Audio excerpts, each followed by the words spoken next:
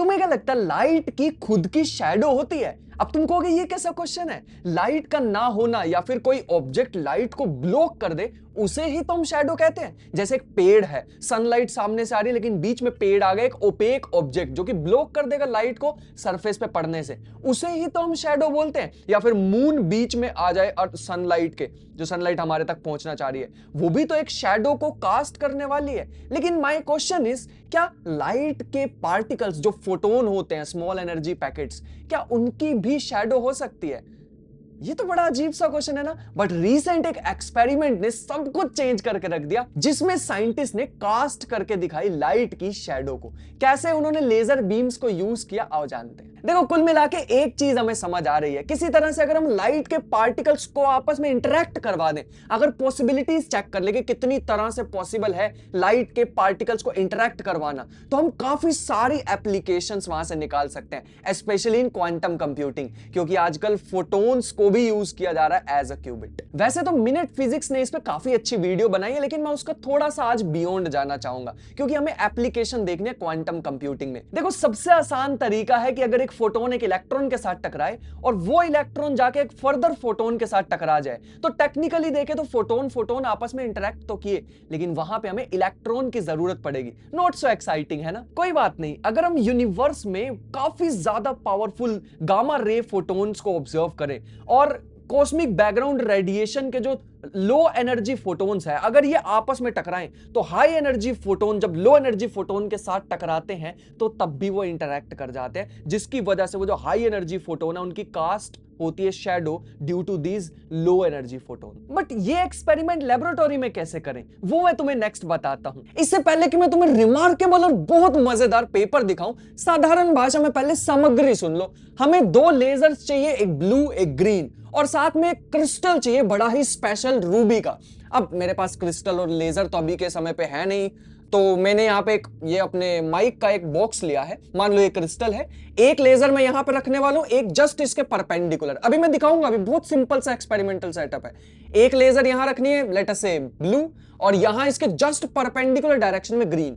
Blue इससे पास करवाएंगे। अब ध्यान से सुनना जो मैं बताने वाला हूं। जैसे ही हमने ब्लू लेजर को यहां से पास करवाया, ग्रीन को भी स्टार्ट नहीं किया, तो जैसे नॉर्मली क्रिस्टल से पास करती है लाइट, सिंपल पास कर गया ना दूसरी साइड पे। लेकिन जैसे ही मैंने ग्रीन लेजर को भी पास करवाया, तो ये जो इतना एक्टिव एरिया, जो इतना एरिया था रूबी का, आई होप कि देख पा रहे हो, इतने एरिया में कुछ तो ऐसी एक्टिविटी हुई। ऐसे समझो ये जो क्रिस्टल है इसके अंदर डांसर्स बैठे हुए थे। जैसे मैंने ग्रीन लाइट को स्ट्राइक करवाया तो वो डांसर्स डांस करने स्टार्ट हो गए, और वो जो डांस था ना, वो ब्लू लाइट के साथ ऐसे इंटरफेयर किया, ऐसे कुछ इंटरफेरेंस हुई सच दैट बीच में से लाइट गायब, और मतलब लाइट को इस क्रिस्टल ने ब्लॉक कर दिया और जस्ट उसकी शैडो हमें दिखाई दी।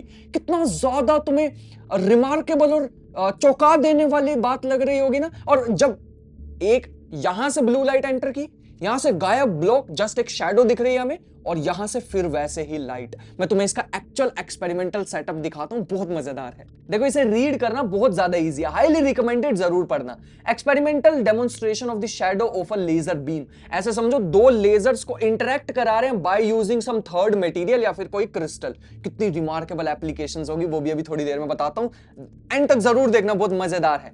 तो ये हमारे पास पेपर था, थोड़ा सा इसमें शैडो और लाइट के बारे में बता रखा है कि कैसे ओपेक ऑब्जेक्ट्स जो होते हैं वो शैडो को कास्ट करवाने में हेल्प करते हैं। लेकिन लाइट की खुद की शैडो होती है क्या? वो तभी हो सकती है जब फोटोन्स आपस में किसी तरीके से, नॉर्मली तो इंटरेक्ट नहीं करते हैं आपस में, एक दूसरे के थ्रू पास कर जाते हैं। बट क्या कोई ऐसी कंडीशंस एग्जिस्ट करती हैं, सर्टेन कंडीशंस, जिसमें वो आपस में भी इंटरेक्ट कर जाएं? तो उसके लिए उन्होंने एक एक्सपेरिमेंट किया जो मैंने अभी तुम्हें बताया। पहले मैं इसका एक्सपेरिमेंटल सेटअप दिखाता हूं। तो ये है हमारे पास सेटअप। ये तुम यहाँ पे एक पिंक से कलर का थोड़ा एक रूबी क्यूब देख रहे होंगे, और यहां पे हमने दो लेजर्स का यूज किया, एक ब्लू लेजर और एक green laser, just perpendicular to each other. जैसे ही हम ये क्रिस्टल को ऑब्जर्व कर पा रहे हो, जैसे हमने ग्रीन लाइट को स्ट्राइक किया, तो जो ब्लू लाइट उस क्यूब के अंदर थी, जो रूबी का क्रिस्टल हमने लिया हुआ, उसमें से गायब हो गई, और उसकी जो शैडो है वो हमें यहां पे देखने को मिल रही है। देखो, इन्होंने काफी सारे डायग्राम्स दिखाए। पहले एक जो मेन उन्होंने देखा, नेकेड आई से भी दिख रही थी। देखो, ये सिंगल लाइन से तुम्हें दिख रही होगी ना, this is the shadow of light. कितनी रिमार्केबल चीज है। और ये इसके और भी पीसीस दिखाए, ये और भी इमेजेस दिखाई हुई हैं। उतना ज्यादा कोई डिफिकल्ट सा सेटअप भी नहीं है। अगर हम भी अपनी लेबोरेटरी में इसको करना चाहें तो इजीली परफॉर्म कर सकते हैं। यहाँ पे एक्चुअल सेटअप भी तुम्हें दिख रहा होगा, बीच में Rubik cube, 2 lasers, and that is it. इतना ही। तुम सोच के देखो कैसे हम इसके ऑप्टिकल स्विचेस बना सकते हैं अपने क्वांटम कंप्यूटर्स के लिए। और साथ ही साथ ऐसी इंडस्ट्रीज जहां पे पावरफुल एनर्जेटिक लेजर्स की जरूरत पड़ती है, वहां पे हम कितने ज्यादा एप्लीकेशंस देख सकते हैं सिर्फ एक छोटे से एक्सपेरिमेंट से। तो 3 applications for quantum computing from this. I wish कि अगर मैं भी ऑथर होता इस पेपर में तो मैं क्वांटम कंप्यूटिंग के एप्लीकेशंस भी बता सकता, बट कोई बात नहीं, मैं तुम्हें इस वीडियो में बता देता हूं। पहला, हम इससे ऑप्टिकल स्विचेस बना सकते हैं।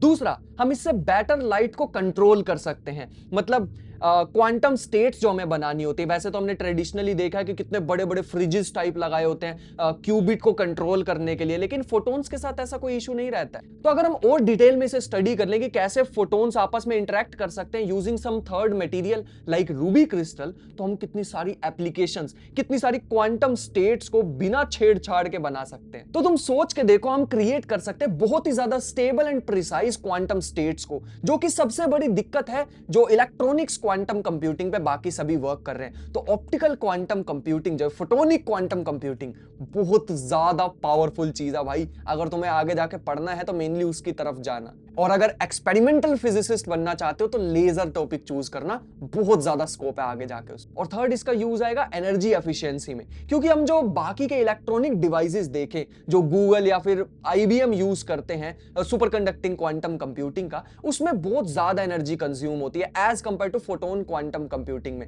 ये जो फोटोनिक टेक्नोलॉजी है, इसमें एनर्जी भी कम यूज होगी, ज्यादा स्टेट्स को भी मेंटेन करके रख पाएंगे, स्विचेस भी बना पाएंगे, सब कुछ just using light, just using photons, and by just studying interactions between photons using some special materials or crystals। तुम इसके बारे में क्या सोचते हो कमेंट बॉक्स में जरूर बताना। पेपर जरूर पढ़ना, डिस्क्रिप्शन में लिंक मिलेगा, हाईली रिकमेंडेड। बाकी मिलते हैं नेक्स्ट वीडियो में।